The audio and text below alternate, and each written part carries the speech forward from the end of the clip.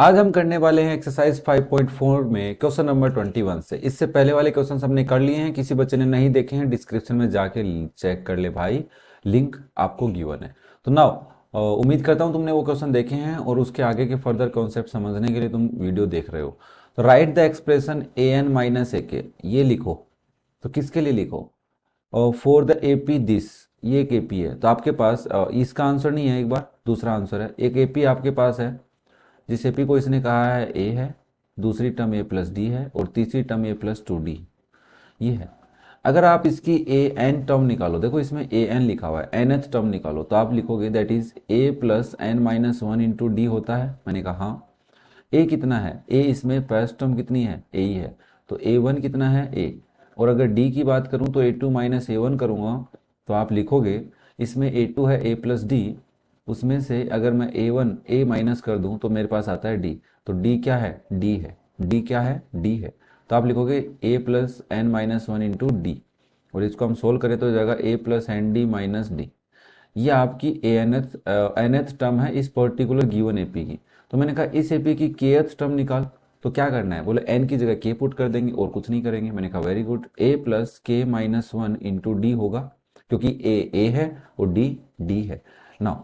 तो आप लिखोगे a plus k d minus one, ये ए के है। क्वेश्चन तुमसे क्या पूछ रहा है? ए एन माइनस ए के पूछ रहा है, ध्यान से देखना। तो आप कहोगे ए एन कितना है? A plus n d minus d, उसमें से माइनस करना है a plus k d minus d. ये डी है, सॉरी एन गलत लिख, वन गलत लिखा मैंने ना। ब्रैकेट ओपन करोगे तो a plus n d minus d minus a minus k d plus d हो जाएगा। तो ए से तो ए कट जाएगा, डी से डी कट जाएगा, ये आएगा n d minus k d. और आप अगर डी कॉमन ले लोगे तो बचेगा एन माइनस के। और माई अकॉर्डिंग और मेरे पॉइंट ऑफ व्यू से यही आ रहा है, एन माइनस के इंटू डी। क्लियर है? तो ये तो एक क्वेश्चन था कि ए एन माइनस ए के लिखो। उसका फर्स्ट पार्ट एक और भी है, 11th term is 5 and 13th term is 79। तो 11th टर्म, तो ए 11 कितनी है? 5 है। और अगर 13th टर्म क्या हो किसी एपी की? 79। तो find the common difference of the AP for which, जिसके लिए। तो हमें इसके आगे तीन पार्ट और दे रखे हैं, ये अलग ही दे दिया, क्या पता कैसे दिया है उसने, राइट द एक्सप्रेशन, मेरे को समझ में भी नहीं आ रहा। बट चलो कोई नहीं, बोला है तो हम निकाल लेते हैं यार, हम क्यों मना करें, अगले को नाराज हो जाएगा। नाउ अगर आपको ए 11 दे रखा है और ए 13 दे रखा है, तो आप 5 और 79 की हेल्प से डी बता दो बस उसको। तो आपने कहा देखो, इस ए 11 को लिख सकते हैं ए प्लस 10 डी इज 5, लिख सकते हो कि नहीं लिख सकते? ठीक है। ए 13 को क्या आप ए प्लस 12 डी लिख सकते हो, दैट इज इक्वल्स टू 79।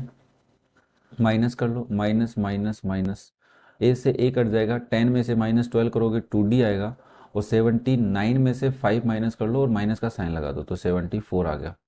तो d की वैल्यू आई -74/2, जिसको मैं बोल सकता हूँ 37, वो भी माइनस का। d कितना आ रहा है? माइनस के 37। ओके, क्वेश्चन में प्लस का दिखा रहा है भाई। तो ऐसी हमसे कौन सी बड़ी खता हो गई? हाँ, खता ये हो गई -2d है, तो -2 का डिवाइड करोगे तो +37 आ जाएगी। कोई बड़ी खता नहीं थी, बस खता खता को खता में खत्म कर दिया हमने। खत्म खत्म कर दो, है ना। नाउ नेक्स्ट देखो, फिर सेकंड पार्ट देखो इसी क्वेश्चन का। A10 माइनस A5 अगर 200 है तो बताओ D कितना है? तो आपने कहा A10 का मतलब है A प्लस 9D, उसमें से माइनस करना है A5 को, तो A5 होता है A plus 4D equals to 200। मतलब हर बार हमें an की हेल्प लेनी पड़ रही है, ठीक है ना। तो आप यहाँ से लिखोगे a plus 9d minus a minus 4d is 200। तो a से a जब कट गए, 9 माइनस 4 आया 5d दैट इज 200।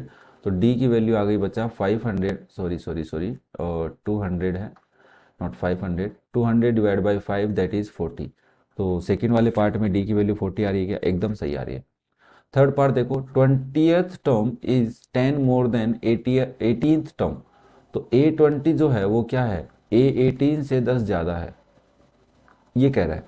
तो A20 को आप लिख सकते हो A प्लस 19D, और A18 को क्या लिख सकते हो? A plus 17D plus 10। इन दोनों को इधर ले आओ बेचारों को, तो आप लिखोगे A प्लस 19D पहले से इधर है, minus a minus 17D equals to 10। A से ए कट जाएगा, 19 माइनस 17 होता है 2d दैट इज 10। तो d की वैल्यू आ गई बचा 10/2 इज 5।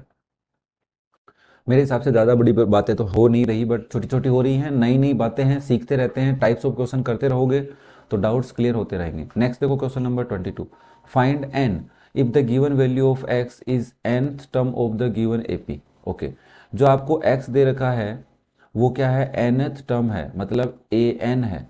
तो बताओ एन कितना है इस गिवन एपी में। तो मैंने कहा इस एपी का ए कितना है, बोला 25। डी कितना है, अगली वाली टर्म में से पहली वाली टर्म माइनस कर दे, तो आपने कहा 25। अगर किसी एपी का आपको ए पता हो, डी पता हो और उस एपी की nth टर्म भी पता हो, तो क्या आप उस एपी में एन पता करके बता सकते हो।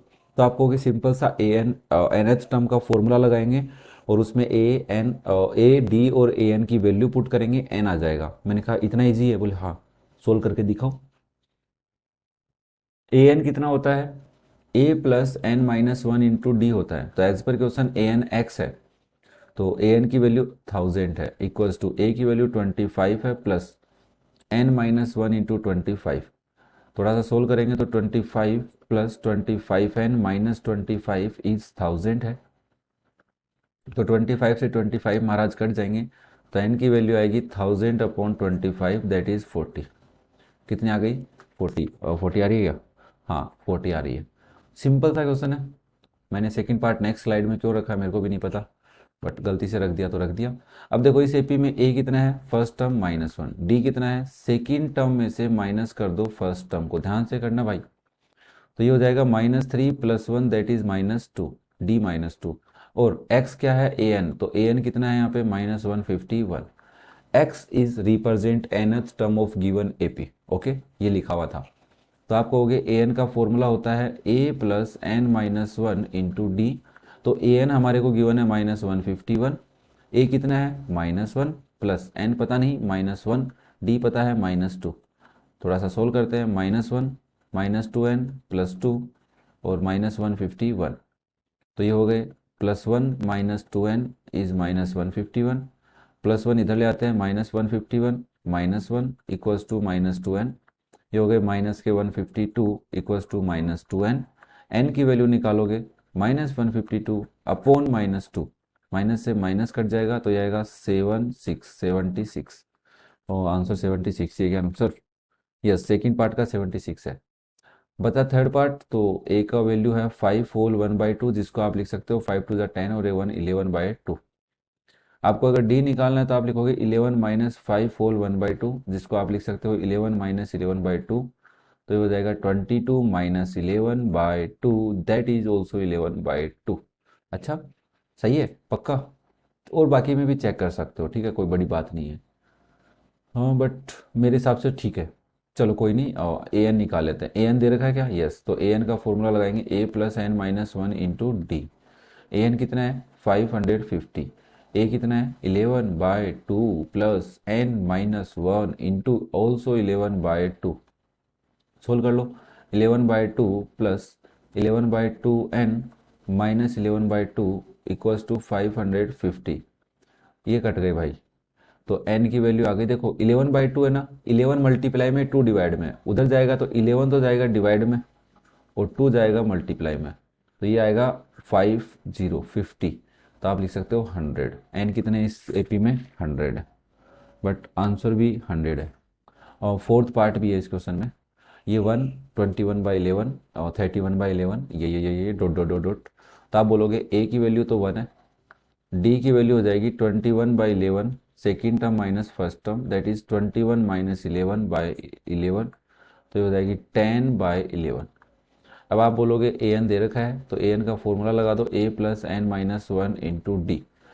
ये है आपके पास 171/11 equals to 1 plus n minus one into 10। थोड़ी खांसी आ गई थी, तबीयत खराब है ना, तभी वीडियो नहीं बन पा रहे बड़े बड़े ना। चलो कोई नहीं, खांसी आ गई थी और कुछ नहीं है। चलो क्या करोगे, मल्टीप्लाई कर दो भाई, 171/11 equals to 1 plus 10/11 into n minus 10/11। देखो ये 171 इधर ही एक बार, अपॉन 11 भी इधर ही है, 1 और माइनस 10/11, मैं एलसीएम कितना ले लूँ 11, तो ये हो जाएगा 11 माइनस 10 प्लस 10/11 इंटू एन। तो यहाँ से आपका आ जाएगा 171/11 equals to 1/11 plus 10/11 into n. देखो तीनों का 11 काट दो, एलसीएम कॉमन लोगे उधर भी जाएगा, कट जाएगा। तो ये आ गया 171 इक्वल्स टू 1 प्लस 10n। 1 इधर ले आओगे तो 171 माइनस 1 इक्वल्स टू 10n हो जाएगा। तो 10n की वैल्यू हो जाएगी 170। n की वैल्यू कितनी हो जाएगी बच्चा, 170/10। तो 0 से 0 कैंसिल इक्वल्स टू 70। कई बच्चे सोच रहे होंगे सर आप कैलकुलेशन में भी हर वर्ड क्यों बोलते हो, धीरे धीरे क्यों बोलते हो। देखो भाई, कई बार क्या होता है सुनने से भी कॉन्सेप्ट क्लियर होता है कि सर ने ऐसे ऐसे किया था। तो जब तुम कभी भी क्वेश्चन करने बैठते हो, टेस्ट में बैठते हो या प्री बोर्ड में जो भी आप बैठोगे, तो आपको कई बार क्वेश्चन मेरे हिसाब से, मेरे अगर वीडियो तुम देख रहे हो, सुन रहे हो, तो आपको क्लियर होता जाएगा इसके बाद क्या करना है। सब ने कभी ऐसा किया था, बोला था, हमने सुना था। तो उस हिसाब से तो ज़्यादा फास्ट स्पीड भी मत किया करो, वीडियो देखते हो थोड़ा सा लिमिट में रखा करो। ठीक है, नेक्स्ट देखो, आंसर चेक नहीं किया क्या इसका। इसका आंसर क्या आ रहा है, 17। पीछे भी क्या आ रहा है, फोर्थ पार्ट में 17 ही आ रहा है। वेरी गुड अनूप सर, सही जा रहे हो अपन। द नेक्स्ट देखो, the eighth term of AP is half of its second term. एक आपके पास एपी है, उस एपी की एट्थ टर्म क्या है। Eighth term of AP is half of its second term, second term का हाफ है। क्लियर है बात। एट्थ टर्म किसी एपी की, उसी एपी की सेकेंड टर्म की हाफ है। And the 11th term exceed 1/3 of its fourth term by 1। जो 11th टर्म है, 11th टर्म क्या कर रही है, एक्सीड कर रही है 1/3 of its fourth term. Exceed का मतलब तो ज्यादा, किससे ज्यादा, 1/3 of its fourth term. 1/3 of fourth term, 1/3 of fourth term से कितना एक्सीड कर रही है, 1 ज्यादा। Find the 50th term. बताइए इस एपी की 50th टर्म क्या होगी। तो आपको सिंपल सा पता है, अगर आपसे कोई 50th टर्म पूछ रहा है तो आपको ए और डी चाहिए। उसके लिए इसने दो इक्वेशन आपको दे दी। पहली इक्वेशन ये रही, दूसरी ये रही, दोनों को सोल्व कर लो। मैंने कहा इसको कैसे सोल्व करें, आपने कहा इसको होगा a+7d इक्वल्स टू a+d/2। 82 को यही तो लिखते हो a+d। ठीक है, 2 इधर ले आते हैं तो ये हो जाएगा 2 × a+7d equals to a+d। Multiply करो, this is 2a+14d equals to a+d। तो हम इधर ले आते हैं सबको, तो 2a-a+14d-d इज 0। तो a+13d इज 0। ये आपकी इक्वेशन बन गई। इधर से देखो, इसको लिख सकते हो a+10d equals to 1/3 of a+3d+1। +1 इधर ही रखते हैं, और या फिर मे बी एलसीएम ले लो दोनों का। तो आप ऐसे लिख सकते हो 3 × a+10d। पहले इधर एलसीएम लिया था मैंने, देखो क्या किया, 3 एलसीएम लिया, तो ये a+3d रहा, ये +3 हो गया। फिर ये 3 मैं उधर ले गया मल्टीप्लाई में, तो मैंने इसको हटा दिया यहाँ से। अब ऐसा लिख सकता हूँ, ठीक है। चलो ये तो हो गया हमारा काम ना। अब देखो क्या करेंगे, और इसको सोल्व करेंगे, होगा 3a+30d इक्वल्स टू a+3d+3। इन दोनों को उधर ले चलो। तो ना अब देखो, इसको इधर ले जाएंगे, थोड़ी सी गलती हो गई थी तो वापस कर रहा हूँ। देखो 3a इधर ही रहेगा, +30d इधर ही रहेगा, -a-3d इक्वल्स टू 3। 3 उधर रखते हैं कांस्टेंट नंबर को। तो देखो 3a-a कितना हो जाएगा, 2a। 30d-3d कितना हो जाएगा, प्लस के 27d इक्वल्स टू 3। अब हमारे पास एक, ये मैंने पहले लिख दिया था, इसको इरेज कर लेता हूँ, दोबारा समझाता हूँ। देखो अब आपके पास एक इक्वेशन ये रही, दूसरी इक्वेशन ये रही। दोनों में देखो, इसमें a है और इधर 2a है, तो पहले ही 2 से मल्टीप्लाई कर लेते हैं। इस इक्वेशन को मैं 2 से मल्टीप्लाई करके इधर लिखता हूँ आगे। यहाँ लिखता हूँ, देखो क्या लिखोगे, 2 से पहली टर्म मल्टीप्लाई होगी 2a, 13 को 2 से मल्टीप्लाई करेंगे 2016 इक्वल्स टू 0 × 2 इज 0। मेरी फर्स्ट वाली टर्म को मैंने 2 से मल्टीप्लाई किया है, क्योंकि कोफिशिएंट्स इक्वल करने के लिए। दूसरी इक्वेशन है मेरे पास 2a+27d इक्वल्स टू 3। माइनस करोगे, माइनस माइनस माइनस, तो ये तो कट जाएगा। यहाँ से आएगा -d इक्वल्स टू -3। तो d की वैल्यू आ जाएगी +3। d की वैल्यू क्या आ गई है, +3। वो आप पहली वाली इक्वेशन में पुट कर दो, तो a+13 × 3 इक्वल्स टू 0। तो a की वैल्यू आएगी -39। a कितना है, -39। अब आपके पास अगर कोई एपी में a पता हो और d पता हो, तो क्या आप उस एपी की 15 टर्म पता कर सकते हो, यस, a+n-1 × d। तो आप लिखोगे a+15d तो फटाफट वैल्यू पुट कर दो, -39 प्लस 15 इंटू 3। तो आप लिखोगे -39 प्लस 15 3 जा 45। तो ये आएगा माइनस प्लस और प्लस के 6। एक ए 15 कितना आ रहा है +6। तो हमसे 15 टर्म पूछा है, फाइंड द 15 टर्म। तो मेरी तो आ रही है +6 और पीछे आंसर क्या आ रहा है, पीछे आंसर आ रहा है +3। 23 का आंसर आ रहा है +3। डी की वैल्यू 3 आ गई। ठीक है भाई, -D 3 आ गई है। 13 इंटू 3 39 इक्वल्स टू 0 चला गया तो -39 हो गया। 15 3 जा 45 और -39 सही है यार। यहाँ पे अपन गलती क्या कर रहे हैं, 14D रखना चाहिए था ना, 15D रख रहे हैं, 14D रखना पड़ेगा, सॉरी। ये थोड़ी सी मिस्टेक हो गई मेरे से। चलो इसको इरेज कर लेते हैं यार, बहुत ज़्यादा मिस्टेक हो रही है अभी तो। चलो इसको मैं लिख देता हूँ 14D। तो 14 इंटू 3, तो 14 3 यहाँ पे आएगा -39 प्लस 4 3 जा 12 कैरी 1 42। तो अब 15 की वैल्यू आपकी कितनी आ गई, -3 आ गई। ओके, कोई नहीं, कभी कभी हो जाता है यार, ऐसा कुछ नहीं है। चलो नेक्स्ट देखो फिर question number 24। Find the arithmetic progression whose third term is 16 and seventh term exceed its fifth term by 12. Find the arithmetic progression। तो आपको एक एपी बतानी है। तो एपी बताने के लिए भी आपको क्या चाहिए, ए और डी चाहिए कि नहीं चाहिए, यस। तो उसके लिए उसने कह रहा है थर्ड टर्म क्या है, 16 है। तो ए थर्ड कितनी है, 16। एंड सेवंथ टर्म, जो सेवंथ टर्म है वो एक्सीड कर रही है फिफ्थ टर्म से बाय 12। फिफ्थ टर्म से एक्सीड कितनी कर रही है, 12 एक्सीड कर रही है। इसको सोल्व करोगे तो ये आएगा a+2d इक्वल्स टू 16। कोई दिक्कत नहीं है, इधर सोल्व करो a+6d equals to a+4d plus 12। अब 12 तो इधर ही रहने दो, इन दोनों को उधर लेके चलो। तो आप क्या लिखोगे, a+6d माइनस a-4d इज 12। अब आप लिखोगे दिस इज ए, से तो ए कैंसिल हो गया, ये आया 2d इक्वल्स टू 12। तो d की वैल्यू कितनी आ गई, 12/2 इज 6। d आपका 6 आ गया। तो इसमें पुट कर दो, a+2 इंटू 6 इक्वल्स टू 16। तो ये हो जाएगा a+12 इक्वल्स टू 16। तो a की वैल्यू आ जाएगी 16 माइनस 12 इज 4। ए 4 है, डी 6 है। तो एपी क्या बनती है, अगर ए और डी बताओ तो पहला टर्म ए, दूसरा टर्म a+d, तीसरा टर्म a+2d। ऐसे करते करते हम बना सकते हैं। तो मैंने कहा क्या लिखोगे, 4 कोमा 4+6 कोमा 4+6 इंटू 2, ऐसे लिखोगे। तो आप इसको लिखोगे this is 4 10 12 plus 2 16 dot dot dot 4 10 16 22 आगे भी लिखा हुआ है, कोई दिक्कत नहीं है। नेक्स्ट देखो question number 25। Seventh term of AP is 32 and its 13th term is 62. Find the AP। बहुत सिंपल सा क्वेश्चन है। सेवंथ टर्म कितनी है आपकी, 32। 13 टर्म क्या है, 62। तो आप इसको लिखोगे this is a+6d equals to 32। और आप इसको लिखोगे a+12d इज 62, वो 32 थी। और इसके नीचे लिख दो a+6d इक्वल्स टू 32। माइनस करोगे, माइनस माइनस माइनस, ए से ए कटेगा, 12 माइनस 6 होता है 60 इक्वल्स टू 30। तो डी की वैल्यू आ गई 30/6 इज 5। डी 5 आ गया, इसमें पुट कर लो a+6 इंटू 5 इक्वल्स टू 32।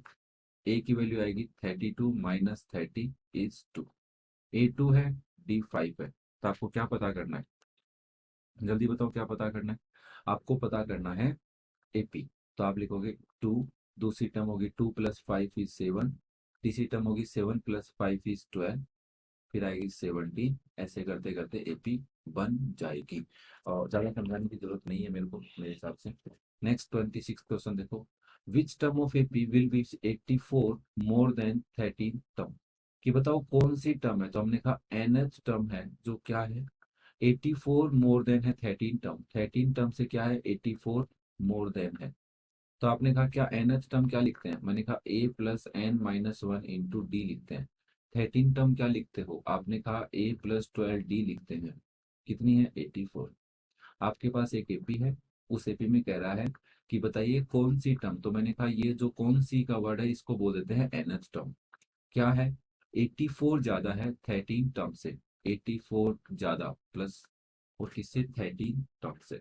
आपके पास ये इक्वेशन बनी। तो मैं ए से तो ए को काट दूं, तो यहाँ लिखूंगा n d minus d equals to 12D plus 84, और इधर ले आते हैं n d minus d minus 12D equals to 84। कोई जरूरी नहीं है, देखो कई बच्चे सोच रहे होंगे ये क्या कर रहे हो सर, आप पहले ए एन निकाल लेते, फिर ए 30 निकाल लेते, फिर वैल्यू को सोल्व करते। मैंने कहा एकदम सही कर रहा है। अगर आप इस टाइप से करोगे तो भी सही है, अगर वैसे करते हो पहले ए एन निकालते हो फिर ए 30 निकालते हो और वैल्यू पुट करते हो तो भी सही है। ये इक्वेशन एकदम सही है। इस इक्वेशन को सोल्व करके सिंपल बना रहा हूँ बस, मैं और कुछ नहीं कर रहा। तो मैं इसको लिखता हूँ n d minus 13D equals to 84। अब आपको अगर डी पता चल जाए तो एन पता करके बता सकते हो। तो आप कहोगे एपी क्या है मेरे पास, एपी मेरे पास है 3, 10 और 17।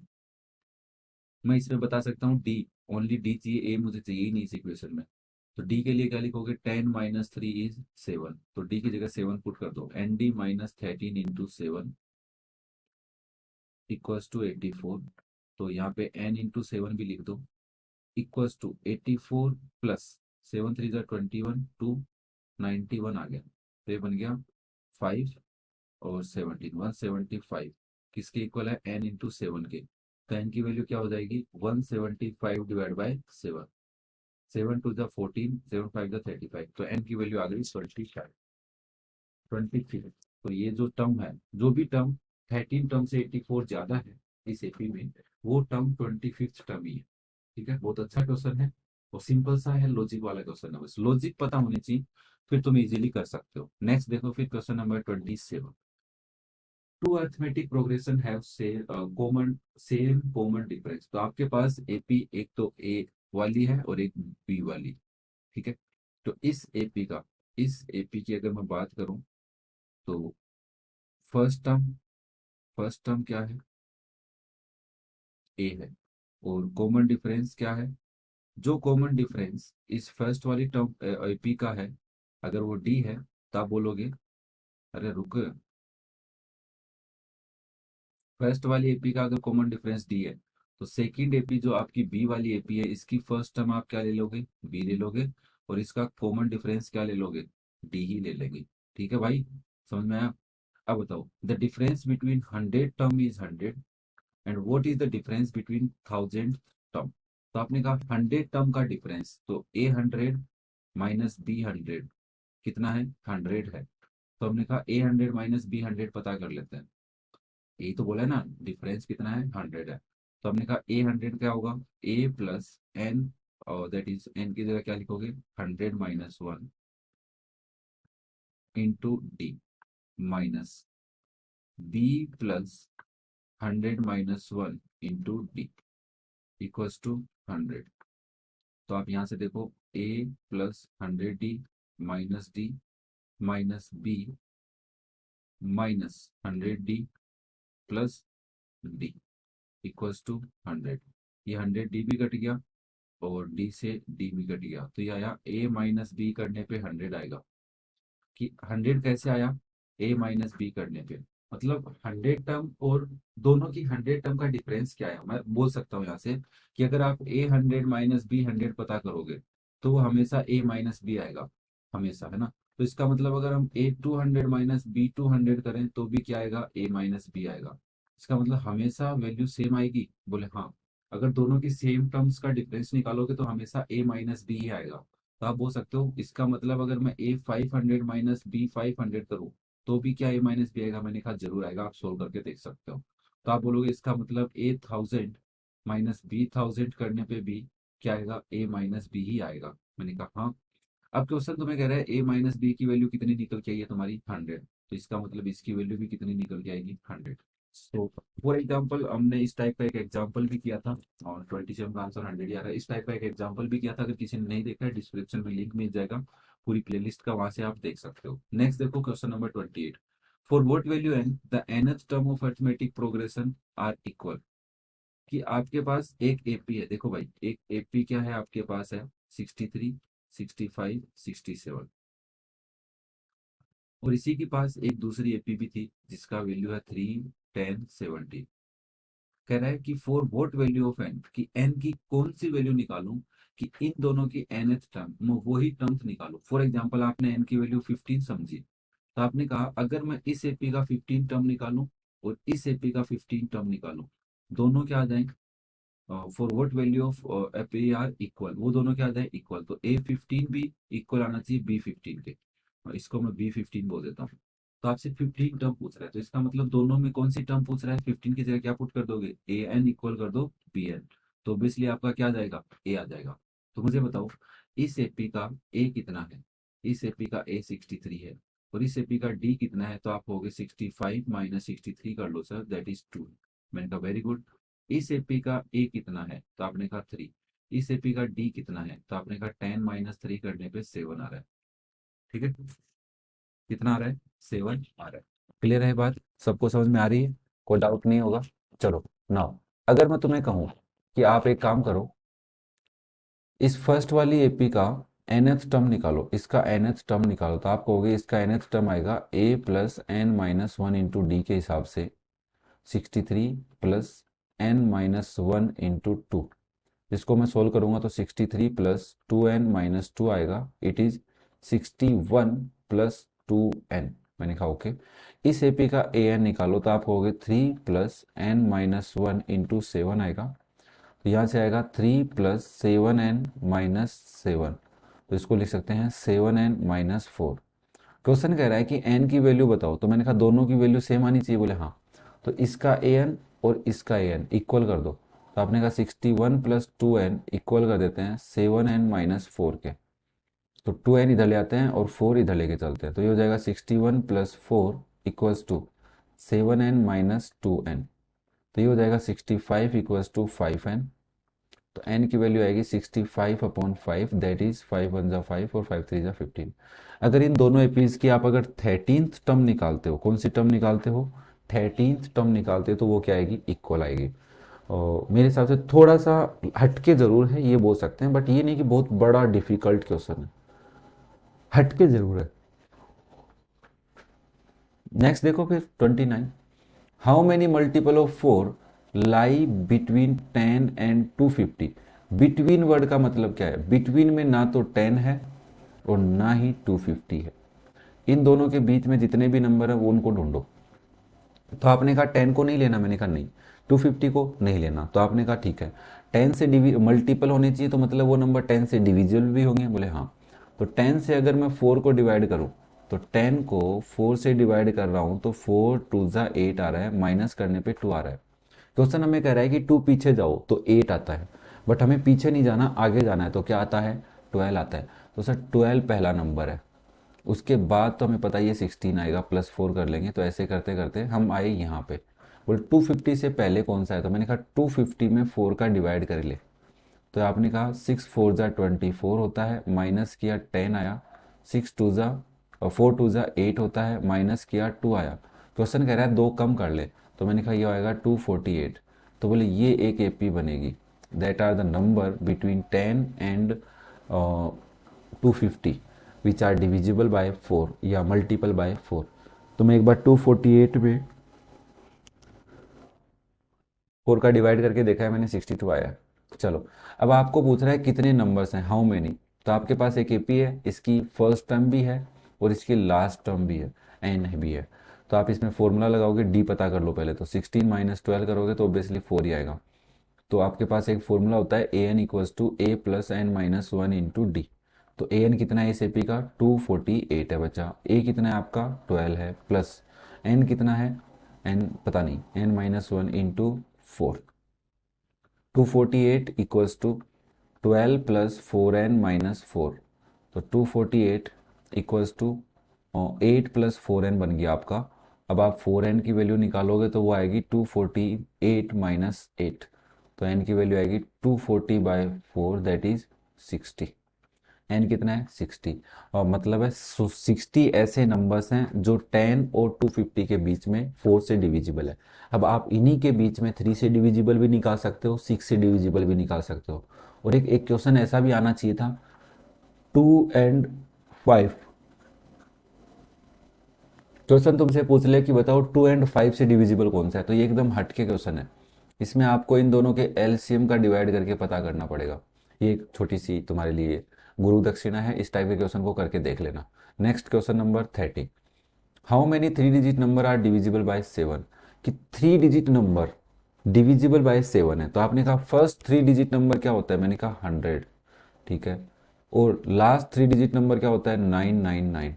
इनके बीच के अंदर देखो, इन दोनों नंबर्स के बीच में, अब बीच का मतलब ये है कि सर बिटवीन तो बोला नहीं, तो मैंने कहा 100 भी इंक्लूड है और 999 भी इंक्लूड है। 7 से डिविजिबल ढूंढ ले, तो आपने पहले 100 में 7 का डिवाइड किया, 7 वन जा 7, माइनस किया 3 जीरो, 7 फोर जा 28, माइनस किया 2 आया।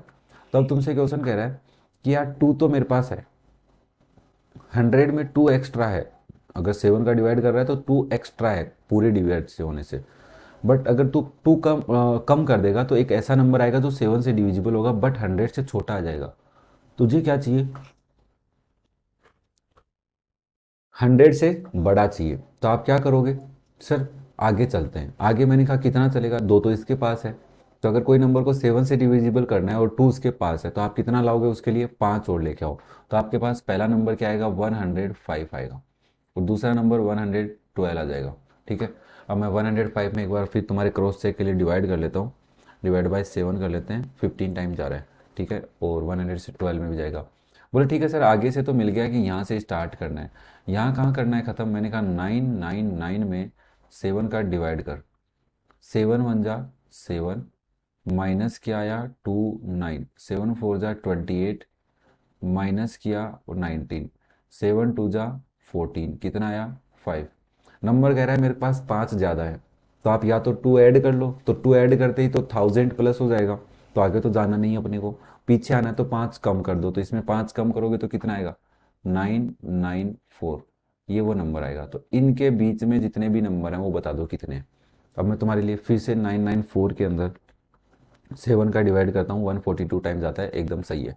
चलो, और इसके बीच में आप बोलोगे ए पी बन गई सर, ए है 105 और डी हमारा है 7 और ए एन लास्ट टर्म इस ए पी की है 994, पता करने कितने नंबर हैं। तो आपने कहा और 994 की वैल्यू इक्वल हो जाएगी ए प्लस एन माइनस 1 इंटू 7, ठीक है। आप इसको सोल्व करो, 994 equals to 105 plus 7n minus 7, इसको सोल्व करने का एक तरीका और भी है, बताऊँ क्या, देखो 994 equals to 105 plus n minus 1 into 7 है, पहले 105 को इधर ले जाओ, तो आप बोलोगे 994 minus 105 equals to n minus 1 into 7 है। इसको सोल्व कर लो, तो मैं एक बार फटाफट कर लेता हूँ यार, 994 माइनस 105, ये आया 889, 889 equals to n minus 1 into 7।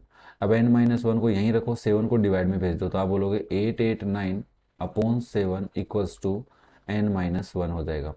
तो मैं इसको डिवाइड कर देता हूँ 7 से, तो ये 127 आ रहा है, 127 इक्वल्स टू एन माइनस 1, तो एन की वैल्यू आ जाएगी 127 प्लस 1 दैट इज़ 128। कई बार इसमें कैलकुलेशन थोड़ी डिफ़िकल्ट लगती है, इसलिए मैं ये नहीं करता हूँ, बट ये भी कर लोगे तो भी आंसर आता ही है। तो अब चेक कर लेते हैं अपने मेथड से, ट्रेडिशनल से। वो 994 equals to 105 minus 7 that is 98 plus 7n, 98 इधर जाएगा तो माइनस का होगा, तो 994 minus 98 equals to 7n sorry, तो 94 तो इसके पास था ही, तो 900 में से 2 माइनस करोगे तो 898 आएगा that is equals to 7n। तो n की वैल्यू आएगी 898 डिवाइड बाय 7। तो आप चाहे कल कैसी से करो, सीधे से करो, तुम्हारी मर्जी भाई।